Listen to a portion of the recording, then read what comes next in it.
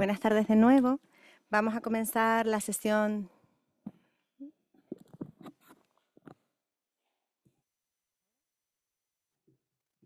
Ahora. Intenta alcanzar el otro. Este sí. Este también. Este también creo. Me quedo con este. Buenas tardes de nuevo. Gracias por volver a estar aquí, y a los que están online, gracias por volver a conectarse, que antes eran unas 80 personas o más de 80 personas, y espero que sigan estando ahí. Durante la tarde se desarrollará el workshop. Se ha propuesto este espacio más dinámico en el cual los expertos invitados realicen breves exposiciones sobre los nuevos desafíos para las ciudades canarias, permitiendo que resulte un espacio de reflexión y diálogo desde el punto de vista de varios temas: la movilidad sostenible, la sostenibilidad urbana, la justicia climática y social, el urbanismo ecológico y cómo la renaturalización de las ciudades es una herramienta más en la acción climática. A continuación, para la primera intervención, doy paso a Héctor Machín Gil, doctor arquitecto y urbanista en Estudio Pro, Estrategias Urbanas Sostenibles. En 2015 presentó su tesis doctoral titulada Elementos peatonales de las ciudades medias españolas, tipos, orígenes, relaciones y articulaciones. En ella aporta un análisis de los elementos peatonales de 22 ciudades españolas que cubren las necesidades y las infraestructuras de apoyo peatonales, con el objetivo de hacer que las ciudades sean más paseables, vivibles y cercanas para sus habitantes, sobre todo para los más vulnerables.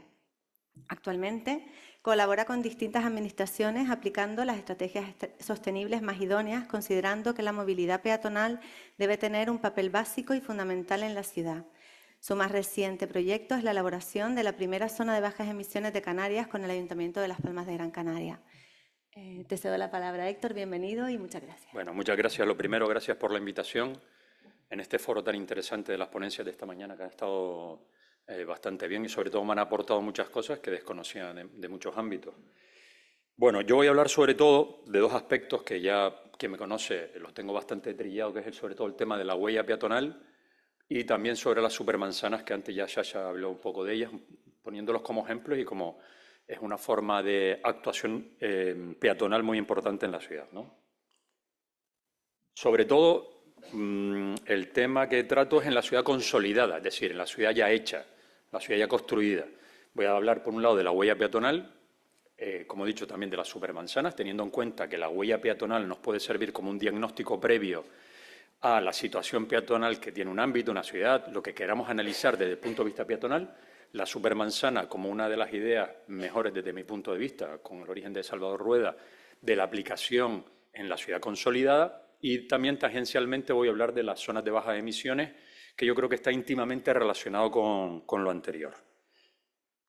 Para elaborar una huella peatonal me tengo que basar en qué es un elemento peatonal, es decir, el conjunto de elementos peatonales es lo que va a formar la huella peatonal. Bueno, todos tenemos en mente, evidentemente, que es un elemento peatonal, pues es un espacio que está exclusivamente ejecutado para los peatones, libre de edificación, que sea cómodo, estancial, que podemos pasear y caminar. Eso es lo que es un elemento peatonal. La suerte que tuve en la tesis es que lo desarrollé muchísimo en el análisis de esas 22 ciudades de provincias, que había de todo, ciudades de interior, ciudades costeras, con ríos, muy parecidas a Las Palmas, en torno a 200 y 500.000 habitantes. Pude elaborar lo que son los diferentes tipos de elementos peatonales que me fui encontrando por repetición y también por el análisis de todos los libros que tuve que aplicar para poder desarrollar la tesis doctoral. Más allá de las plazas y calles peatonales que todos conocemos, pues también se crea una serie de elementos que son muy llamativos: los ejes peatonales que suelen estar en entorno de los ríos o en las zonas marítimo-terrestres, también las aceras y bulevares, algo que menos hay en Canarias, el tema de soportales y pasajes, evidentemente por el clima, y también nuevas áreas residenciales. Esto ocurre mucho en el norte de la península, en donde aquellos ensanches que se realizan aprovechan para crear edificación, es decir, yo le llamo el vacío, el lleno y el vacío. Se conjunta y da lugar a estas nuevas áreas residenciales. También no hay que olvidar que en Bilbao no se habló, pero yo creo que también es muy importante, los elementos verticales, los elementos de paso verticales, que hay muchísimo en el norte también, en Pamplona, en Bilbao, en San Sebastián, que ayuda a crear nuevos sistemas peatonales. En Pamplona, por ejemplo, se camina de una manera por el casco y desde que se hizo un ascensor dentro de la muralla se transformó la forma de caminar del barrio de la Rochapea hacia el casco histórico, que ahora están unidos a través de un ascensor. Todo eso ha hecho que se evolucione desde el punto de vista peatonal. Y otros también, aparte de las pasarelas y los puentes, ¿no? Muchos puentes antiguos se han readaptado, se han creado nuevas pasarelas y también espacios libres que surgen como consecuencia, que lo hablamos también, del soterramiento de vías de tren, por el tema del AVE, por ejemplo, en la península, y en nuestro caso, en el entorno de Alfredo Kraus, que todo aquello eran naves industriales, pues se tiró y además del auditorio se creó toda una zona peatonal espectacular que ha hecho que toda la zona de la CISER se haya transformado. Entonces nos ponemos en la tesitura que es una huella peatonal. Bueno, la huella peatonal es algo bastante sencillo, una expresión, es un plano a dos colores. Negro el entorno que analizamos, en mi caso eran los términos municipales, y en naranja las áreas peatonales y las zonas verdes. Diferencio bien entre áreas peatonales y zonas verdes porque en muchas ciudades, sobre todo del norte, hay mucha zona verde en comparación con las áreas peatonales. Nosotros tenemos más problemas para tener zonas verdes por el tema del agua, por tanto igual tenemos más tendencia a las zonas peatonales.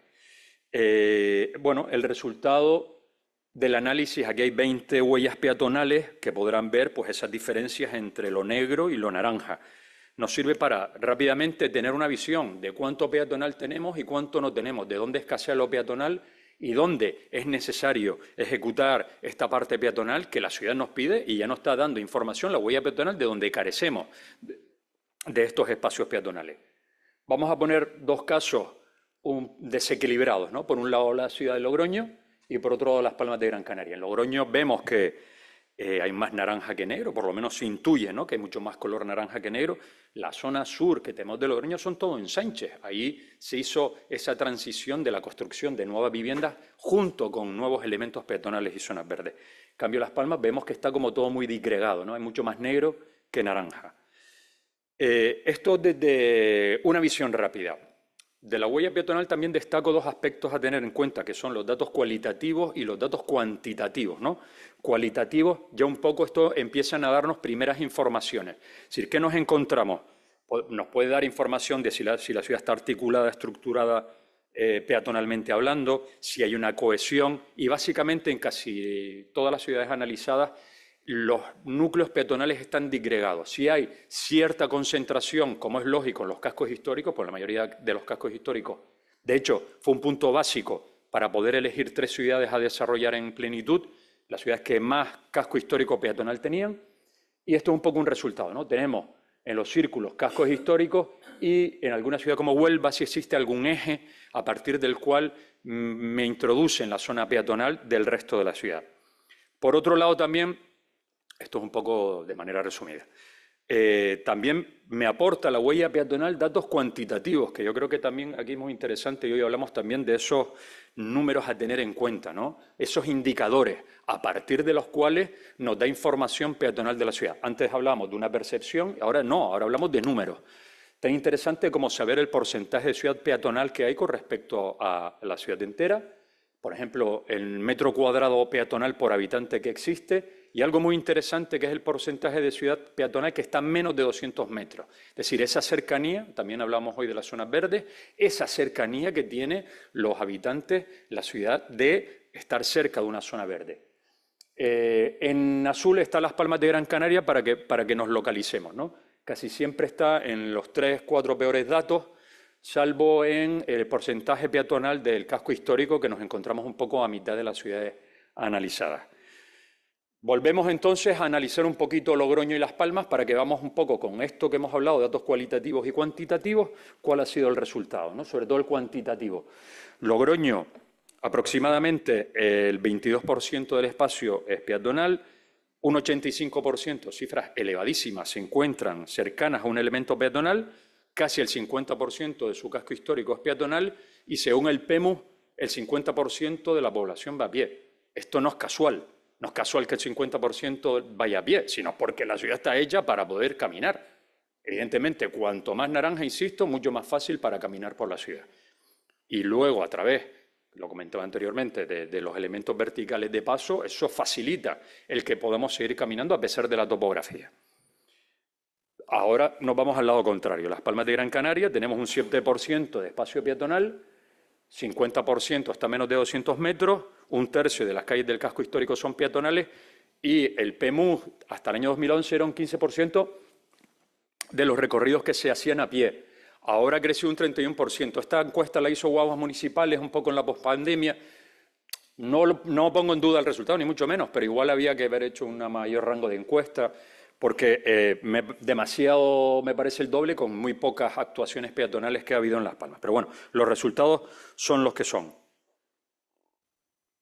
Una vez desgranado lo que es una huella peatonal de lo que conforman los distintos elementos peatonales, pues la supermanzana yo creo que es un elemento buenísimo a partir del cual lo podemos aplicar en estas huellas peatonales, ¿no? Es decir, donde vemos que falta o donde podemos utilizar la supermanzana que pueda servir de ensamble entre una zona y otra, funciona de manera perfecta. Bueno, este es el caso, ¿no? Ya lo comentó Sasha antes también, es decir, esto es más o menos una crujía de 3x3 manzanas, normalmente, insisto, en la ciudad consolidada, en los ensanches, ¿no? El caso de Barcelona, en el caso de Barcelona mejor todavía, porque las esquinas achaflanadas hacen que se convierta los 4 vértices también en 4 plazas. Y el típico esquema es este, ¿no? Negro asfalto, verde supermanzana. No dejamos pasar a los vehículos, solo dejamos pasar a peatones, vehículos de emergencia. Esto es un poco el esquema típico que hay en casi todos lados de la supermanzana. De ahí podemos ser mucho más restrictivos o no. Como no hay nada mejor que poner un caso práctico, está la supermanzana de Poblenou en Barcelona. Los datos son buenísimos, ¿no? El 70% del espacio público se incorpora, se libera el 75% del espacio del vehículo privado, es decir, de lo negro a lo verde, a lo colorido. Muchas más zonas verdes, se llena de maceteros, porque luego también tenemos la complejidad en la ciudad consolidada de meter jardines donde antes no había, de romper, pues bueno, todas las jardineras y todos los maceteros funcionan para esto. Y sobre todo algo que no quiero que pase de soslayo es el comercio. El 30% de los comercios abrió de los que estaban cerrados. Es decir, que la supermanzana fomentó a que se abrieran comercios y, por tanto, a crear trabajo, que siempre estamos en la duda de los comerciantes. Bueno, eso es algo que yo tengo ya superado. Es decir, a mí cuando viene algún comerciante discrepando de peatonalizar, le digo que totalmente lo contrario. Mayor flujo peatonal, más personas pasan por delante de tu comercio, más posibilidades de que te compren. Eso son matemáticas. Otra cosa es que no tengamos dinero.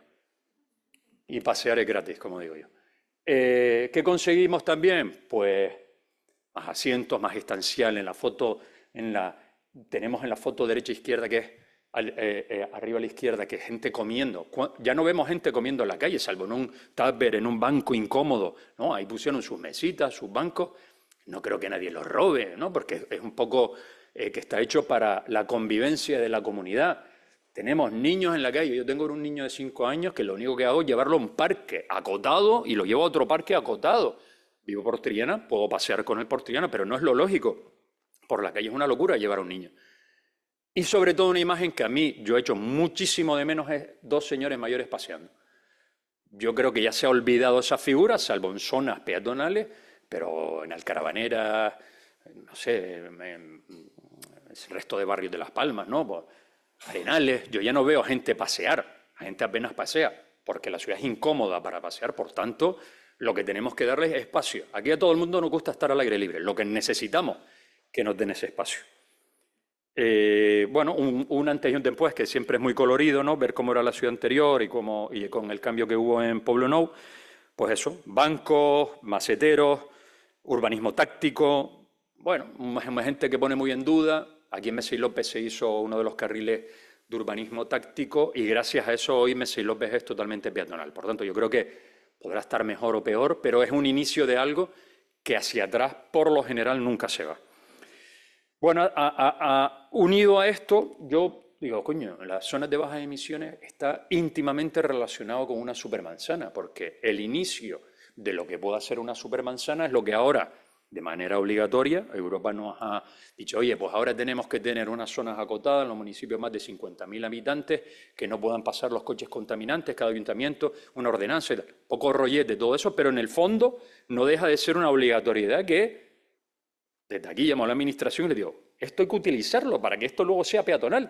Estamos en el momento perfecto y justo para que una obligatoriedad, que por tanto nadie puede protestar porque es obligatorio, puedan protestar del lugar, de la localización, pero no que es obligatorio. Para el día de mañana, dentro de unos años, lo podemos convertir en una zona peatonal. He tenido el placer de participar en las zonas de bajas emisiones en la Alcaravanera, que el intento ha sido no solo acotarlo a esos coches contaminantes, sino también dar un plus que es, oye, pues vamos a intentar dar que la calle Valencia, que es la vertical, la calle Alemania, perdón, que es la vertical, sea de una preferencia peatonal. No quiere decir que sea solo para el peatón, sino todos los residentes, los parking, todo el mundo que quiera entrar, donde tiene su vado puede entrar, el resto no. ¿Qué hacemos con esto? En un barrio que la carencia peatonal es del 100%, no hay ni un banco en la zona donde se va a ejecutar la zona de bajas emisiones, no se puede sentar nadie porque no hay ni un banco. Por tanto, le vamos a dar un argumento más. Y también esto sirve de origen a la Gran Vía Peatonal, que no sé si algunos conocen, es un proyecto que está en los cajones del ayuntamiento, que esperemos que más pronto que tarde se pueda ejecutar, que es intentar hacer una vía peatonal paralela a León y Castillo hacia el interior donde podamos pasear por Las Palmas de manera cómoda.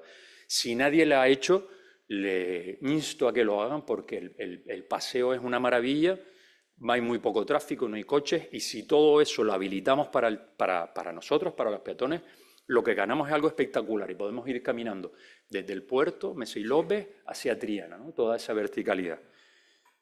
Como decía, en Alcaravanera, pues aparte de esos recorridos para evitar el tráfico de paso y por tanto, que ya mucho tráfico es de interior, pues evitarlo, metemos esas zonas de preferencia peatonal, cambiamos también, hablamos antes de ir al colegio, ¿no? Eso es fundamental. En Pontevedra no sé si saben que los niños van solos al colegio de 4 o 5 años porque pueden, no porque es un milagro de Dios, sino porque pueden, porque la ciudad está hecha para eso. Hombre, no estaría mal que también intentemos aplicar lo positivo de las otras ciudades y copiarlo literalmente. No, es que Pontevedra, no, vamos a intentar hacerlo.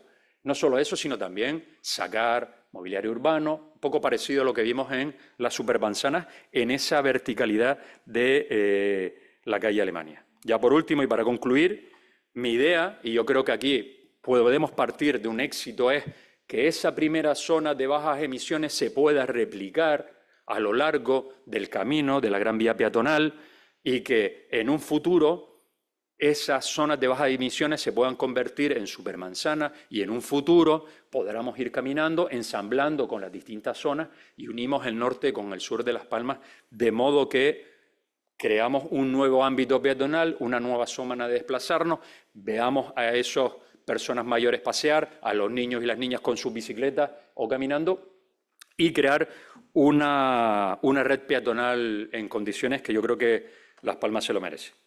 Muchas gracias.